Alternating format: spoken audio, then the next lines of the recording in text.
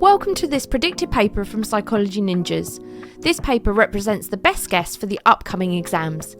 Please use this paper in addition to your other revision. You can complete a unique version of this paper by going to our Psychology Ninjas site. Psychology Ninjas is full of free content to help you with your exams. You can save your scores with a free account. Within the absorption addiction model, which stage describes when an individual has compulsive feelings about a celebrity? 1 mark. This is a multiple choice question where we need to shade or select a box. Our options are anxious ambivalent, intense personal, borderline pathological, or entertainment social.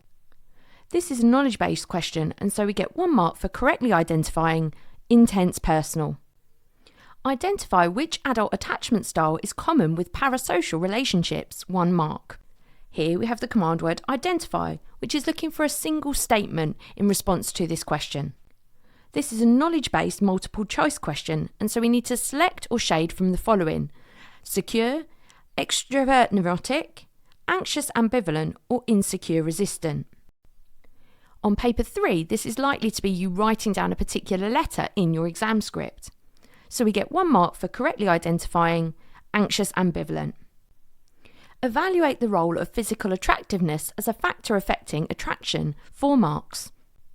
Here we have the command word explain, which is just looking for us to give strengths and or weaknesses. You can give all strengths or all weaknesses, or 1 of each. This means that all of our marks are AO3 marks, and the focus for this question is about physical attraction, so we need to focus our evaluation on this particular factor. Let's have a look at a response. Walzer et al. Demonstrates that a lack of empirical support for the matching hypothesis. They invited 752 first-year students at the University of Minnesota to attend a dance party. During the intervals at the dance party, and 4 to 6 months later, students were asked whether they found their partner attractive and whether they would like to go on a second date with them. Contrary to the matching hypothesis predictions, students expressed higher appreciation of their partner if their partner was attractive, regardless of their own level of attractiveness. We've clearly identified a lack of research evidence, and we've given specific findings in relation to this particular piece of research. We've clearly demonstrated how this is different to what we would suggest from physical attraction and the match hypothesis. Although this is a fairly detailed piece of evaluation, it might not be enough to get all 4 marks. Let's have a look at a second piece of evaluation. Taylor et al. Investigated the activity log on a dating website and found that website users were more likely to try and arrange a meeting with a potential partner who was more physically attractive than them. These findings contradict the matching hypothesis, as according to its predictions, website users should seek more dates with a person who is similar in terms of attractiveness, because it provides them with a better chance of being accepted by a potential partner. We've gone for more research evidence against with Taylor et al. And been specific about the findings contradicting the matching hypothesis. We've been clear in our findings in order to show our psychological knowledge, and this would be more than enough for the 4 marks available. Discuss equity theory as an explanation for relationships, 16 marks. Here we have the command word discuss, which means we need to both explain and evaluate. We need to explain key concepts within equity theory, and there are 6 marks available for our knowledge or our AO1 of equity theory.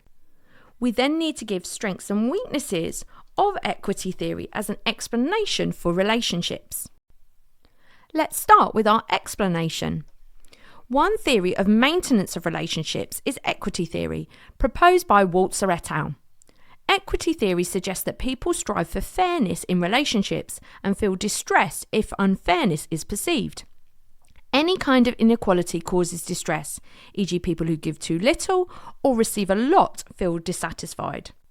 We've clearly identified that equity theory is a theory of maintenance or why romantic relationships continue. We've identified who created equity theory, but more importantly, that this focuses on fairness between relationships. The fact that inequality might be caused by people who give little but also receive a lot might also demonstrate our knowledge of equity theory. We're then going to dive into our evaluation of equity theory. There is empiricism for equity theory as an explanation for relationships. We're showing off our psychological knowledge here by saying that there's research evidence to support this particular theory of maintenance. We're then going to explain specific research. Stafford and Canary study supports the assumption that equity is a foundation for successful relationships. They asked 200 married couples to complete measures of equity and relationship satisfaction and found that satisfaction is highest for those perceiving equity in their relationships and lowest for under-benefited partners. These findings are consistent with equity theory and the assumption that mutually satisfying relationships are equitable. We've identified specific research and research findings in order to show our psychological knowledge. Which research you use is entirely up to you. In order to develop our response and discussion, we're going to give a counter-argument now. Although there is research establishing that inequality and dissatisfaction are positively correlated, the nature of and causes for this correlation remains unclear. Furthermore, within relationships, the assessment of equity may only begin once they are in trouble. We've used the fact that these are correlations to show a problem with equity theory. We've also said that we may only assess them once we're in trouble. So in terms of maintenance, it's not explaining why they're maintained, but maybe why they start to break down instead. It's then time to give a judgment. As such, dissatisfaction is the cause of inequity rather than the consequence of it. Again, we're going back to the idea that this is based on correlational research, or a correlation between equity and dissatisfaction. We're now going to go back to explanation, or AO1, to demonstrate our understanding. The greater the perceived inequity, the greater the dissatisfaction and the greater the distress. This could lead to pressures on the relationship that would affect the maintenance of it. Successful relationships are those with balanced levels of giving and receiving. We've clearly explained the impact of inequity and the fact that it's linking into relationships, putting more pressure on it. We've identified what makes successful relationships according to equity theory. Let's return to our evaluation once again. Equity theory shows beta bias, as there are gender differences in the importance of equity. We're showing our broader knowledge here in terms of beta bias as part of an issue of gender. This is going to form our opposing research for equity theory. It's now time to explain why this is a problem. Using couples in the US National Survey of Families and Households, Damaris et al. Investigated whether marital inequity is associated with later marital disruption. They found that only subjective measures of inequity associated with disruption are a woman's sense of being under-benefited. We've clearly identified specific psychological research here, but more importantly, we've said that the findings of this show that it's only women being under-benefited that leads to later marital disruption or divorce. Let's explore this in a bit more detail. In addition to gender, the sensitivity to inequity may also be a factor when explaining whether equity is a valid explanation for relationships. Benevolent individuals are givers and therefore are more tolerant of inequalities, whereas entitled individuals prefer over-rewarding and as a result express more dissatisfaction when relationships are unequal. We've developed our evaluation by talking about another participant variable, how sensitive we are to being unequal in our relationships, identifying different types of people and how they react to this level of dissatisfaction. Let's complete our discussion with a judgment. These findings suggest that there are gender differences in the perception of equity, where it may matter more to women than men. Here we've clearly identified gender differences are an issue with equity theory. Let's return to outlining equity theory. Each partner's benefits minus their costs should be equal in an equitable relationship. If this is not the case, then individuals are motivated to restore it for a positive relationship. This can be achieved by changing the amount a person puts in or demands, or by comparing the current relationship to personal comparison levels to see if the relationship is worth continuing. It's important within our outline of equity theory that we talk about benefits minus costs in order to demonstrate this kind of nature of relationship. We've also identified what we could do if there is an inequity and the comparison level to see if this is worth continuing as a relationship. We're then going to evaluate equity theory in terms of it being reductionist. Equity theory can be criticised for being reductionist. In terms of this, we're saying that it's a too simplistic model of maintenance of relationships. We're going to explain this in more detail. Ragsdale and Brandebrown claim that equity theory is an insufficient theory as it does not reflect the respect and regard that long-term couples feel for each other.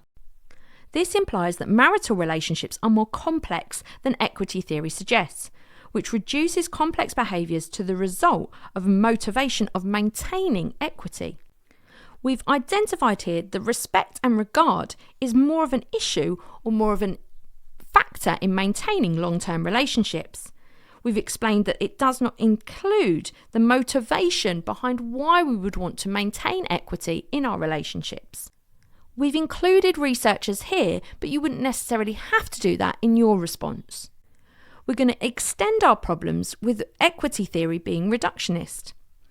Furthermore, equity theory fails to explain why individuals remain in inequitable or abusive relationships for long periods of time, whereas the investment model would give a more accurate explanation of why these relationships continue. We've identified the types of relationships that are not explained by equity theory.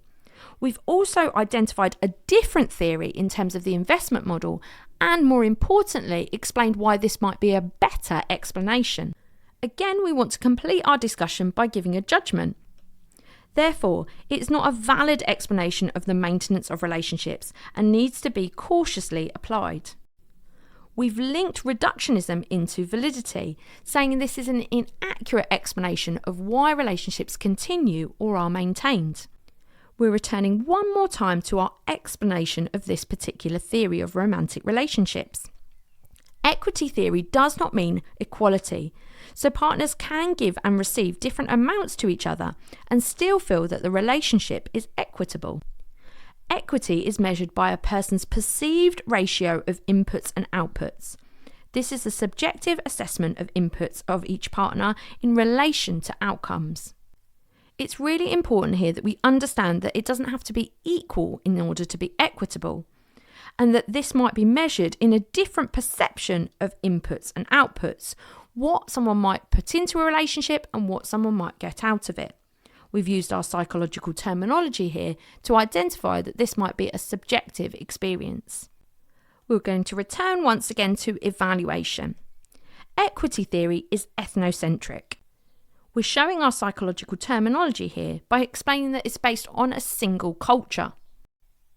We're then going to explain why we're suggesting this. Moghaddam suggests that economic theories like this only apply to Western relationships, specifically to individuals with high social mobility and short-term relationships, such as students. In these relationships, there is little time to develop commitment, so it makes sense to be concerned with give and take. We've identified a range of relationships that only this would apply to, suggesting that we can't generalise this particular theory of maintenance. We're going to extend our evaluation.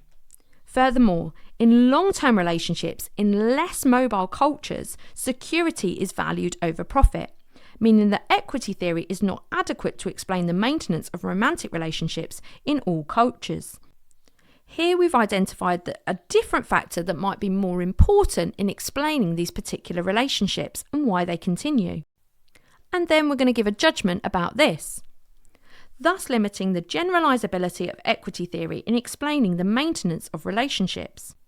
We've shown our psychological terminology here in that we can't apply this theory across lots of different groups of people. To complete our essay, we're going to give some mini judgments and conclusions. Research support for the role of equity in relationships gives credibility for this theory of relationships. Participant variables play a significant role in the relative importance of equity, and therefore this theory may only explain the nature of a limited number of relationships. The oversimplification of equity theory is a significant issue.